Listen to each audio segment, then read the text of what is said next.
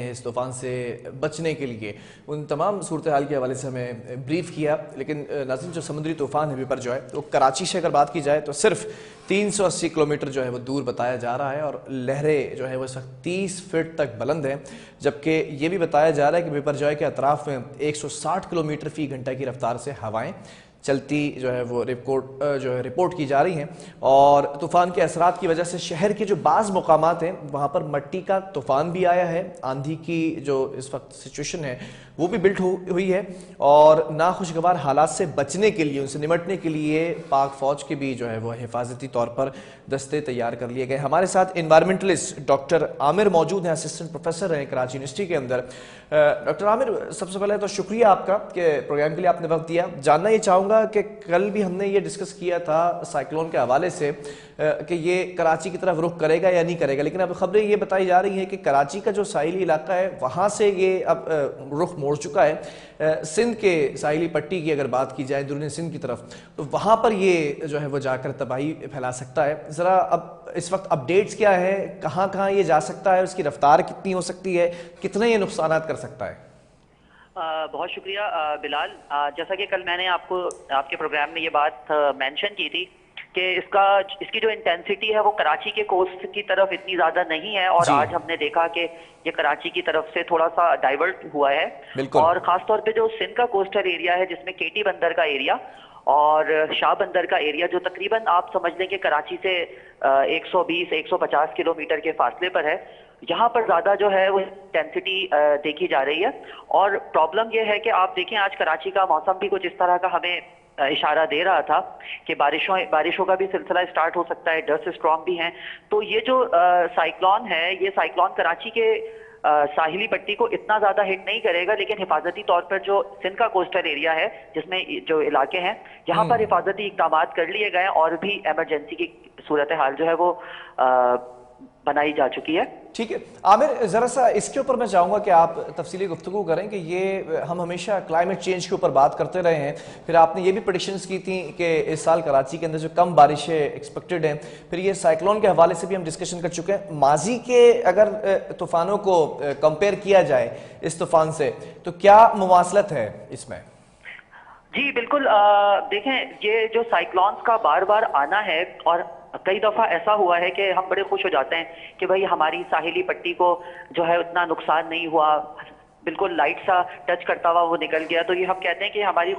खुशकिस्मती है। लेकिन अगर आप माजी में देखें तो जैसे साइक्लोन नीलोफर जो है 2007 में इसने हमारे कराची के कोस्ट को हिट किया था, अच्छा खासा इसमें जानी नुकसान हुआ था। फिर 2010 आप देखें, बिल्कुल 3 साल के फौरन बाद एक साइक्लोन फीट ने हमें जो है नुकसान पहुंचाया था। इसी तरह मुख्तलिफ साइक्लोन्स आए। तो ये जो टाइम पीरियड है, ये जो फ्रीक्वेंसी है साइक्लोन्स के बार बार आने की, ये अब शॉर्ट होती चली जा रही है और ये क्लाइमेट चेंज का एक समझ लें कि एक इशारा है कि हम क्लाइमेट चेंज के हिट जोन में आ चुके हैं। और ये जो टेम्परेचर है, अब देखें अरेबियन सी जो है, क्योंकि अरेबियन सी जो है ये इन ममालिक के साथ है जहां पर नॉर्मली टेम्परेचर ज्यादा होता है और क्लाइमेट चेंज की वजह से ऑलरेडी जो है वो टेम्परेचर में इजाफा हो चुका है। यहाँ पर मैं एक इंपॉर्टेंट बात बताना ये चाहूंगा कि एक होता है लैंड सरफेस टेम्परेचर जो हमें फील होता है, जिसके बारे में हम बहुत ज्यादा गुफ्तगू करते हैं। इसी तरह से एक टेम्परेचर होता है जिसको आप सी सरफेस टेम्परेचर कहते हैं। तो अरेबियन सी जो है इसमें नॉर्मली टेम्परेचर जो होता है वो ज्यादा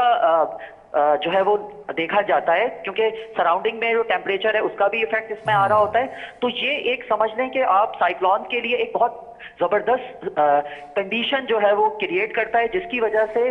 जो सी सरफेस टेम्परेचर है उसमें इजाफा होता है और साइक्लोन जो है उसमें एनर्जी जो जनरेट होती है वो साइक्लोन को स्ट्रॉन्ग बनाती है, उसकी स्पीड को, उसके डायामीटर को स्ट्रॉन्ग करती है और जितना ज्यादा उसमें एनर्जी ऐड अप होती चली जाती है वो उतना ही ज्यादा खतरनाक जो है वो साइक्लोन तैयार हो जाता है।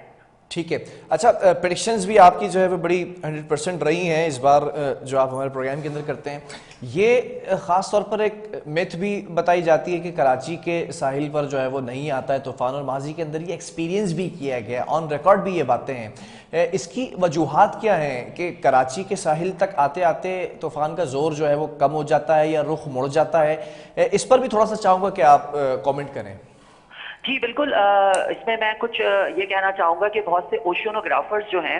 उनकी स्टडीज़ हमें ये बताती हैं कि जो कराची का जो हमें कोस्टल एरिया नज़र आता है, और यानी कि कराची का जो कोस्टल एरिया है वो थोड़ा सा इंक्लाइंड है, कि आप इसको इंक्लाइंड में आप इसका अगर हम एग्जैक्ट एंगल हम देखें तो कुछ लोगों का कहना है कि 10 डिग्री का इंक्लाइन है, कुछ लोग कहते हैं कि 13 डिग्री का इंक्लाइन है। तो थोड़ा सा इंक्लाइन होने की वजह से भी हम जो है वो बहुत सारे इस तरह के जो डिसास्टर्स होते हैं उससे बच जाते हैं। लेकिन ये जो इंक्लाइंड है ये जाकर केटी बंदर के एरिया से फिर कम होना शुरू हो जाता है, और यही वजह है कि हम देखते हैं कि शाह बंदर का कोस्टल एरिया जो है वो ज्यादा अक्सर डिफरेंट टाइप के साइक्लोन्स में मुतासर होता है, क्योंकि वो जो इंक्लाइंड वाला जो हिस्सा है वो वहां पे जाके कम हो जाता है। ठीक है। अच्छा आमिर, ये भी चाहूँगा कि आप इसके ऊपर भी थोड़ा सा तफसीली गुफ्तगू करें कि जो इस वक्त क्लाइमेट चेंज की हम बात कर रहे हैं,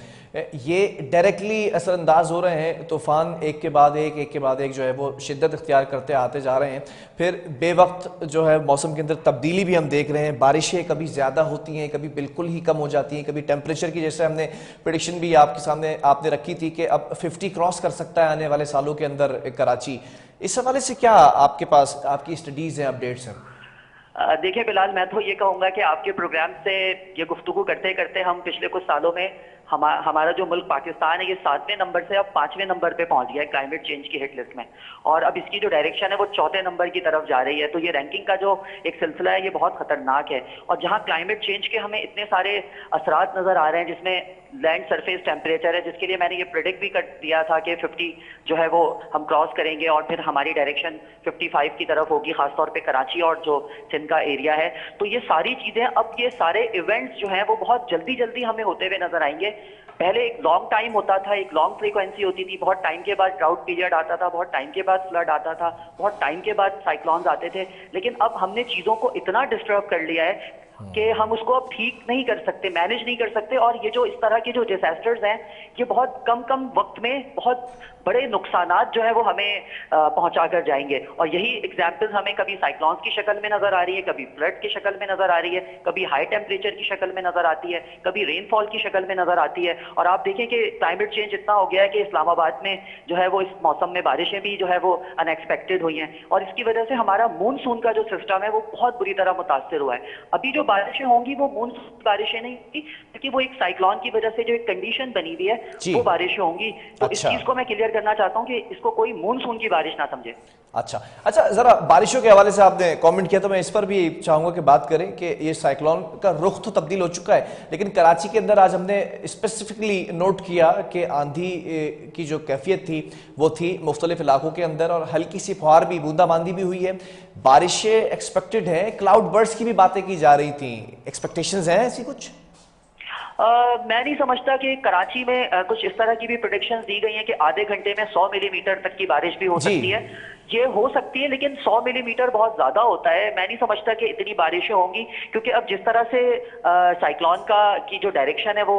डाइवर्ट हो चुकी है, तो मैं नहीं समझता बहुत ज्यादा बारिशें होंगी। कुछ इलाकों में हमें बारिशें नजर आ सकती हैं। कराची में कायदाबाद से जो आगे का एरिया है यहाँ पे बहुत सारे लोग जो है वो ये फोरकास्टिंग कर रहे हैं कि इन एरियाज में ज्यादा जो है वो बारिशें हो सकती हैं बाकी कराची के जो इलाके हैं उसके मुकाबले में। लेकिन ठट्टा बदीन की तरफ और शाह बंदर, केटी बंदर की साहिली पट्टी पर हमें ज्यादा बारिशें नजर आ रही हैं, और जो कि 15 तारीख तक या कल रात से ये बारिशों का सिलसिला जो है स्टार्ट हो सकता है। ठीक है आमिर, बहुत शुक्रिया इस हवाले से हमें ब्रीफ करने के लिए। डॉक्टर आमिर हमारे साथ मौजूद हैं, एनवायरमेंटलिस्ट हैं,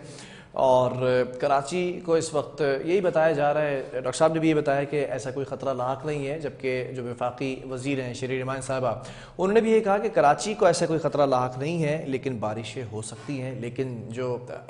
सिंध के जो इस वक्त साहिली इलाके हैं वहाँ पर ये कहा गया है, और ख़ास तौर पर कहा गया, पाकिस्तान का नाम लेकर कहा उन्होंने कि पाकिस्तान से ज़रूर टकराएगा ये जो तूफ़ान है, लेकिन हिफाजती तदाबीर की अगर बात की जाए तो वो तमाम चीज़ें मलूज़ खातिर रखी गई हैं। जबकि वज़ीर आज़म शहबाज शरीफ ने भी जो है वो ट्वीट किया है, जिसमें ये बताया गया कि समुद्री तूफ़ान के हवाले से वज़ीर अज़म सैयद मुराद अली शाह से रब्ता हुआ है, और उसमें यह भी कहा कि क़यादत, जो आला क़यादत है, वो सिंध हुकूमत ने जो इंतज़ामात किए हैं वो काबिल तारीफ़ है। यानी कि सिंध हुकूमत इस वक्त ऑन बोर्ड है, PDA में भी ऑन बोर्ड है, NDA में भी ऑन बोर्ड है, और अगर पाक फ़ौज की बात की जाए तो उनके जो इस वक्त क्विक रिस्पॉन्स दस्ते हैं उनको भी इन्होंने ऑन बोर्ड रखा हुआ है। लेकिन बात कर लेते हैं ज़लज़ले के हवाले से भी। ज़लज़ले जो है वो रिपोर्ट हुए हैं, अर्थक्वेक की अगर बात की जाए वो कराची के मुख्तलिफ इलाकों के अंदर, क्या इनका कोई कनेक्शन है? एक तरफ ये साइक्लोन की जो है वो ख़बरें इस वक्त गर्दिश में है और साइक्लोन करीब आता चला जा रहा है, 380 किलोमीटर दूर है कराची से, लेकिन उसका रुख तब्दील हो चुका है।